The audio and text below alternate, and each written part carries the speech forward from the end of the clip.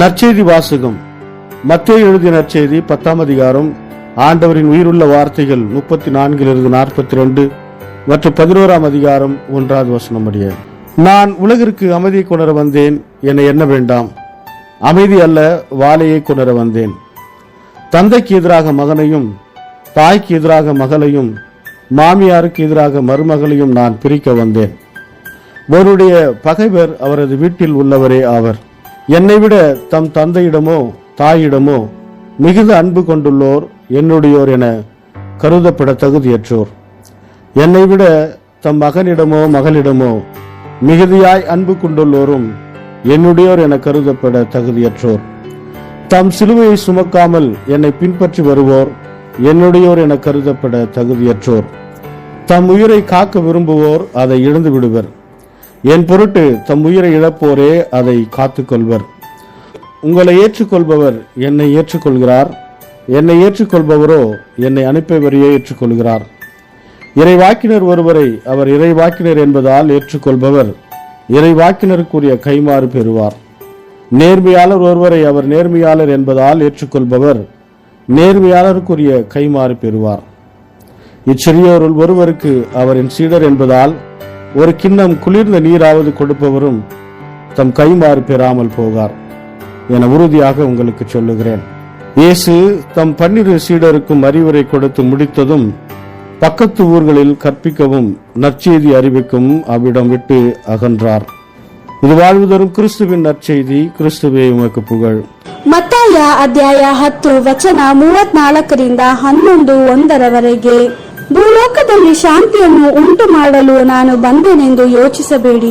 ನಾನು ಶಾಂತಿಯನ್ನು ಉಂಟು ಮಾಡಲು ಬರಲಿಲ್ಲ, ಖಡ್ಗ ಹಾಕಲು ಬಂದಿದ್ದೇನೆ. ಈ ಪ್ರವಾದನೆ ನೆರವೇರುವಂತೆ ಮಾಡಲು ನಾನು ಬಂದಿದ್ದೇನೆ. ಒಬ್ಬನಿಗೆ ಅವನ ಮನೆಯವರೇ ವೈರಿಗಳಾಗುವರು. ಮಗನು ತಂದೆಗೆ, ಮಗಳು ತಾಯಿಗೆ, ಸೊಸೆಯು ಅತ್ತೆಗೆ ವೈರಿಗಳಾಗುವರು. ಯಾರಾದರೂ ನನ್ನನ್ನು ಪ್ರೀತಿಸುವುದಕ್ಕಿಂತ ಹೆಚ್ಚಾಗಿ ತನ್ನ ತಂದೆ ಅಥವಾ ತಾಯಿಯನ್ನು ಪ್ರೀತಿಸಿದರೆ ಅವನು ನನ್ನ ಹಿಂಬಾಲಕನಾಗಲು ಯೋಗ್ಯನಲ್ಲ. ಯಾವನಾದರೂ ನನ್ನನ್ನು ಪ್ರೀತಿಸುವುದಕ್ಕಿಂತ ಹೆಚ್ಚಾಗಿ ತನ್ನ ಮಗನನ್ನು ಇಲ್ಲವೇ ಮಗಳನ್ನು ಪ್ರೀತಿಸಿದರೆ ಅವನು ನನ್ನ ಹಿಂಬಾಲಕನಾಗಲು ಯೋಗ್ಯನಲ್ಲ. ಯಾವನಾದರೂ ನನ್ನನ್ನು ಹಿಂಬಾಲಿಸುವಾಗ ಅವನಿಗೆ ಕೊಡುವಂತ ಶಿಲುಬೆಯನ್ನು ಅಂಗೀಕರಿಸದಿದ್ದರೆ ಅವನು ನನ್ನ ಹಿಂಬಾಲಕನಾಗಲು ಯೋಗ್ಯನಲ್ಲ. ನನ್ನನ್ನು ಪ್ರೀತಿಸುವುದಕ್ಕಿಂತ ಹೆಚ್ಚಾಗಿ ತನ್ನ ಪ್ರಾಣವನ್ನು ಪ್ರೀತಿಸುವವನು ಅದನ್ನು ಕಳೆದುಕೊಳ್ಳುತ್ತಾನೆ.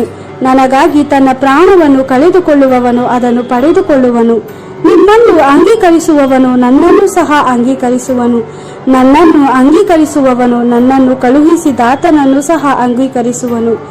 ಪ್ರವಾದಿಯನ್ನು ಪ್ರವಾದಿ ಎಂದು ಸಂಧಿಸಿ ಸ್ವಾಗತಿಸುವವನು ಆ ಪ್ರವಾದಿಗೆ ಬರತಕ್ಕ ಪ್ರತಿಫಲವನ್ನು ಪಡೆಯುವನು. ಸತ್ಪುರುಷನನ್ನು ಸತ್ಪುರುಷನೆಂದು ಸ್ವಾಗತಿಸುವವನು ಆ ಸತ್ಪುರುಷನಿಗೆ ಬರತಕ್ಕ ಪ್ರತಿಫಲವನ್ನು ಪಡೆಯುವನು.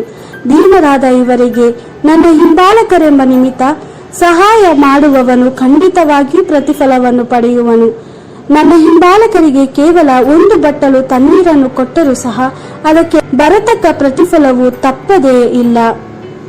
ಯೇಸು ತನ್ನ 12 ಮಂದಿ ಶಿಷ್ಯರಿಗೆ ಈ ಸಂಗತಿಗಳನ್ನು ಹೇಳಿದ ನಂತರ ಅಲ್ಲಿಂದ ಹೊರಟು ಬೋಧಿಸುವುದಕ್ಕೆ ಮತ್ತು ಉಪದೇಶಿಸುವುದಕ್ಕೆ ಗಲಿಲೆಯ ಪಟ್ಟಣಕ್ಕೆ ಹೋದನು.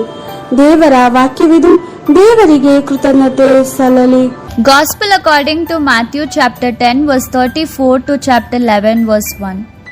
Do not think that I have come to bring peace on earth. I have not come to bring peace but a sword. For I have come to set a man against his father, and a daughter against her mother, and a daughter-in-law against her mother-in-law. Your enemies will be the members of your own family.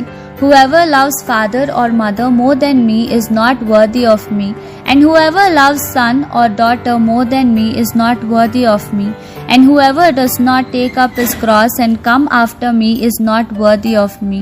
He who cares only for his own life will lose it. He who loses his life for my sake will find it. Whoever welcomes you welcomes me, and whoever welcomes me welcomes the one who sent me. Whoever welcomes a prophet as a prophet will receive the reward of a prophet.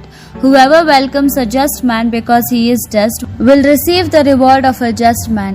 And I promise you, if anyone gives even a cup of cold water to one of these little ones because he is a disciple of mine, will not go unrewarded. When Jesus had finished giving his 12 disciples these instructions, he went on from there to teach and to proclaim his message in their towns.